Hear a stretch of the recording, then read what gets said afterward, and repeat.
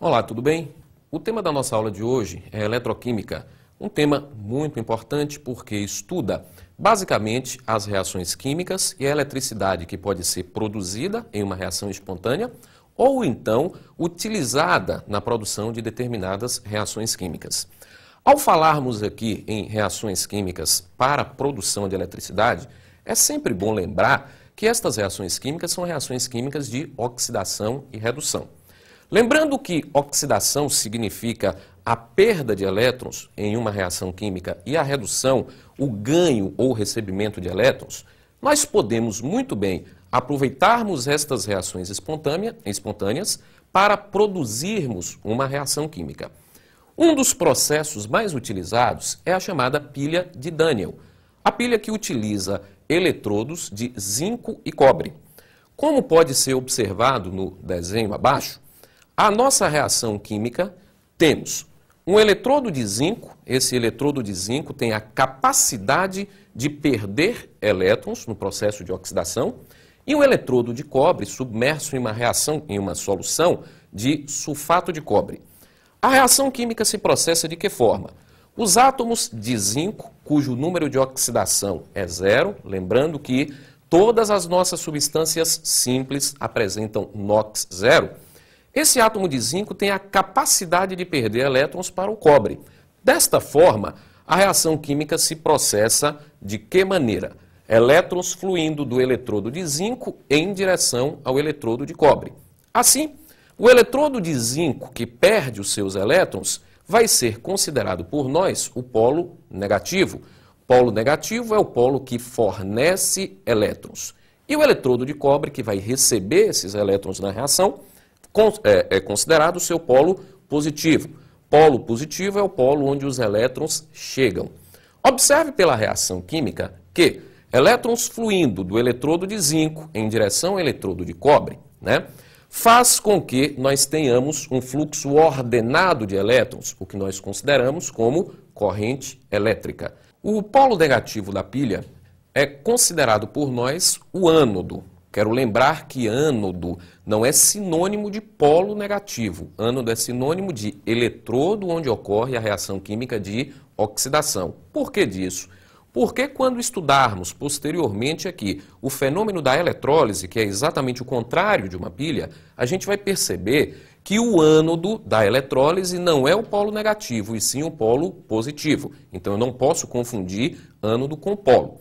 Por outro lado, na reação química espontânea da pilha, o eletrodo que ocorre a reação química de redução, no caso específico da pilha de Daniel, que é o eletrodo de cobre, ele é considerado por nós como cátodo. Lembrando, portanto, que cátodo é eletrodo onde ocorre a reação química de redução, ok?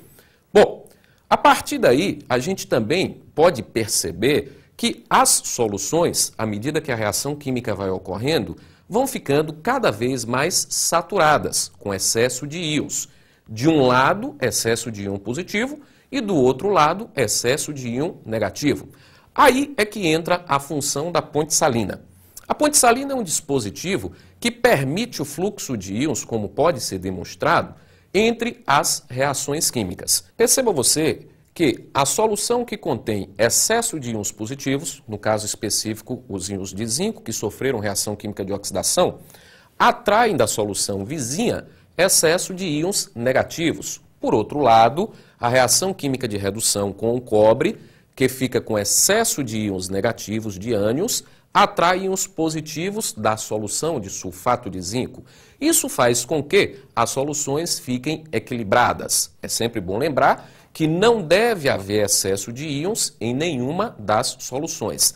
Esta é a função básica, portanto, da ponte salina, permitir que haja esse fluxo de íons entre as soluções. Um outro aspecto importante é o cálculo da diferença de potencial entre as pilhas. A gente pode observar que na reação química de oxidação e redução, um dos elementos tem uma maior tendência a perder elétrons, enquanto o outro tem a maior tendência a receber. A grandeza que mede a facilidade com que um elemento químico perca ou receba elétrons é chamada particularmente de potencial de oxidação e potencial de redução, respectivamente. Bom, É necessário que haja um elemento químico padrão para que nós possamos medir esta diferença de potencial. De forma aleatória, o elemento padrão escolhido foi o elemento hidrogênio. Atribuiu-se ao hidrogênio um valor de potencial de oxidação e redução igual a 0.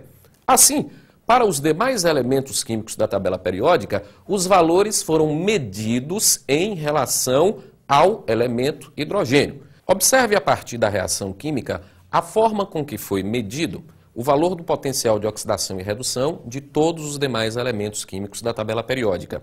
Pode-se observar que, em relação ao hidrogênio, o elemento químico zinco apresenta um potencial de oxidação da ordem de mais 0,76 volts. Traduzindo, isto significa dizer que, comparando-se o elemento zinco com o elemento hidrogênio, o zinco tem uma maior facilidade para perder elétrons do que o hidrogênio.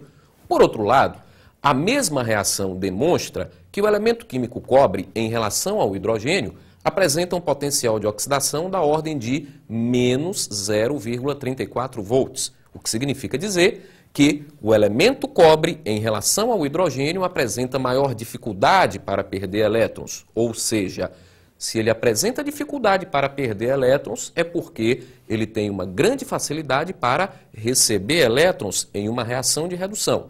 Portanto, se você observar, invertendo os sinais do potencial de oxidação, a gente pode obter os potenciais de redução.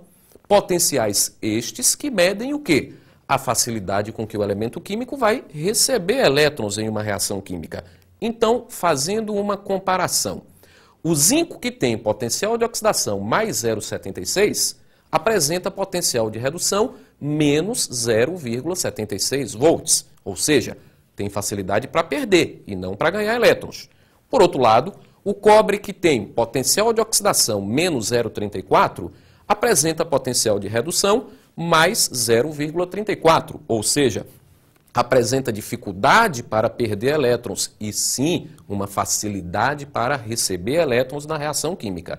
De forma que, se nós quisermos medir o valor da diferença de potencial de qualquer reação química, basta que você, pela seguinte equação, determine a diferença de potencial ou força eletromotriz.